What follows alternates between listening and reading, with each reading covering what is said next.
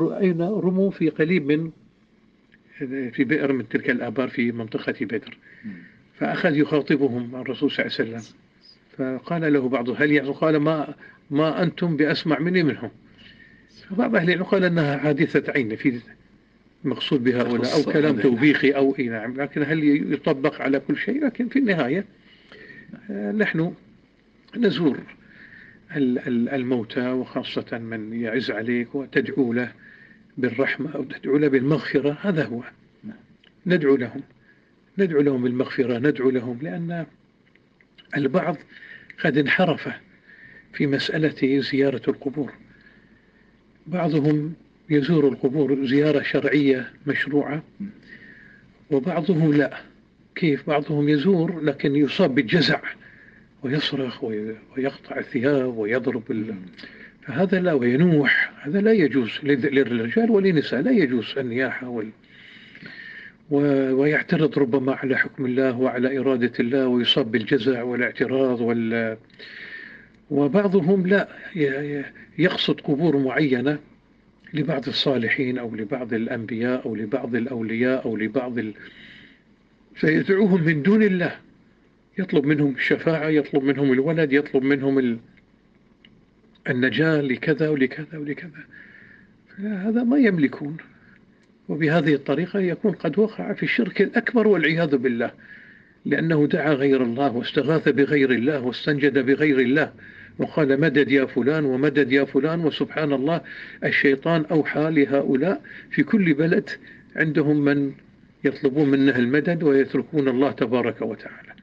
وربما سمعنا بعض الأشخاص ينتهي من صلاته وقد صلى لله، والله عز وجل قد أمره أمن يجيب المضطر إذا دعاه ويكشف السوء.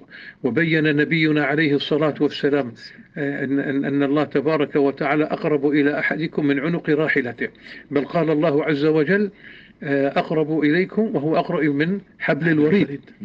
ومع ذلك ينتهي من صلاته يقول يا فلان المدد، يا فلان الولد، يا فلان الغوث، يا فلان لا يا أخي، ما يستطيعون.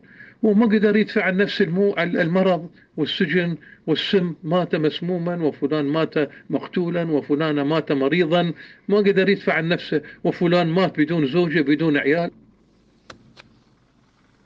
ये आवाज़ है यहाँ बहरीन में जो समझ लें मुफ्ती आज़म समझे जाते हैं, फ़ातिह मस्जिद में जुमा पढ़ाते हैं, अरबी पर अबूर, ग्रामर पर अबूर, और यानी ऐसा पता चलता है कि बहुत बड़े आलिम दीन हैं, लेकिन तौहीद के अंधे हैं। अभी किसी ने सवाल किया इनसे कि क्या ये मरने वाले सुनते हैं, ये उसका जवाब दे रहे हैं। तो उसके बाद सारी वो चीज़ें लाएँ कि देखो नबी अलैहिस्सलाम ने दुआ सिखाई है कि अस्सलाम वालेकुम या अहलल कबूर या दियारुल मोमिनीन, इस तरह के अल्फाज आए हैं, तो सुनते नहीं है तो सलाम क्यों किया जा रहा है, ये जवाब दे रहा है। और फिर वो कलीब बदर का वाक़या भी लाए कि वो देखो वहाँ नबी अलैहिस्सलाम ने उनको कहा कि अल्लाह ने हमसे जो वादे किए थे वो तो पूरे हो गए, और तुमसे जो अल्लाह ने वादे किए थे पूरे हुए या नहीं हुए? तो वो कत्ल हो चुके थे, कुएं में फेंके जा चुके थे। फिर नबी अलैहिस्सलाम ने बात की इनसे, दलील के तौर पर ये हज़रत साहब पेश कर रहे हैं कि सुनते हैं, और फिर साथ ही आगे जाके ये कह रहे हैं कि मदद के लिए नहीं पुकारना है। सुनते तो हैं लेकिन मदद के लिए नहीं पुकारना है। ये बिल्कुल यही अकीदा है हमारे पाकिस्तान में अहले हदीसों का, बर्रसगीर में, और सल्फियों का, और यहाँ हम्बलियों का, कि मदद के लिए नहीं पुकारना है और सुनते हैं।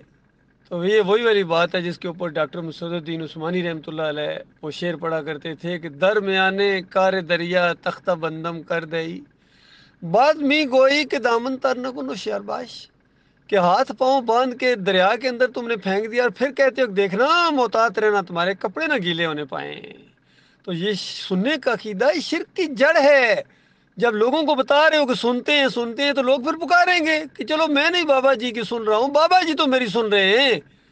तो ये अकीदे की बर्बादी है। अल्लाह के बंदो, हर जगह यकीन कीजिए, वो अरब हो वो अजम हो गए, ख़त्म हो गए अकीदे की बात, अब ख़त्म हो गई, ईमान अब फ़ारग हो गया इनका।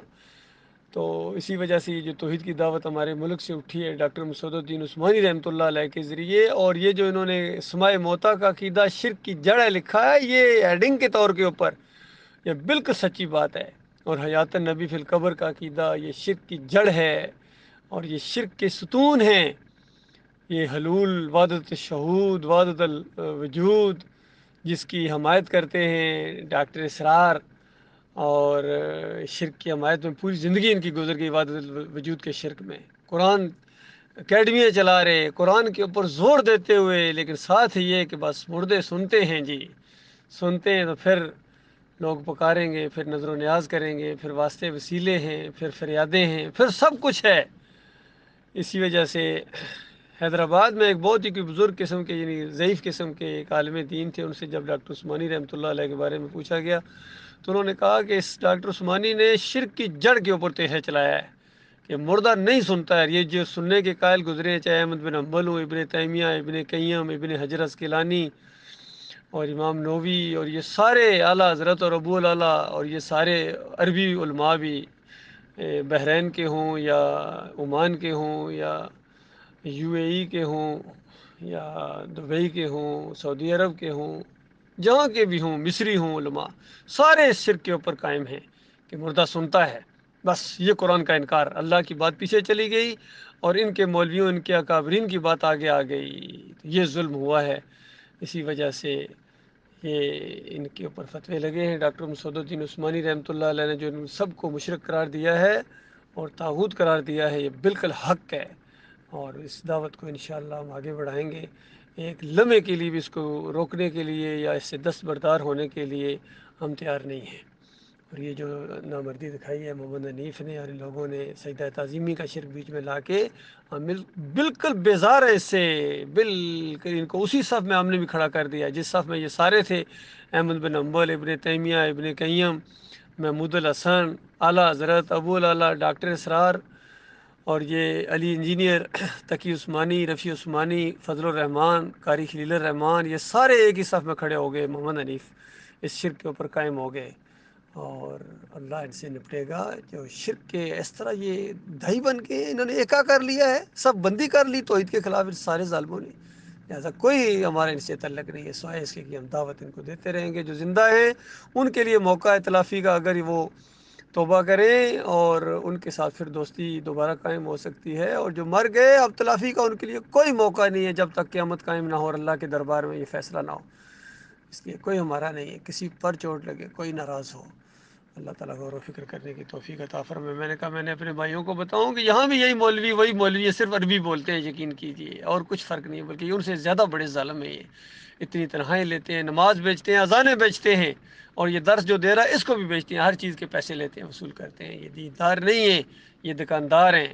پھر کہتے ہیں ان کے پیچھے نمازیں پڑھو نہ ان کو امام بناؤ، ان کو امام بنائیں، یہ مقتدی بننے کے لائق نہیں ہیں۔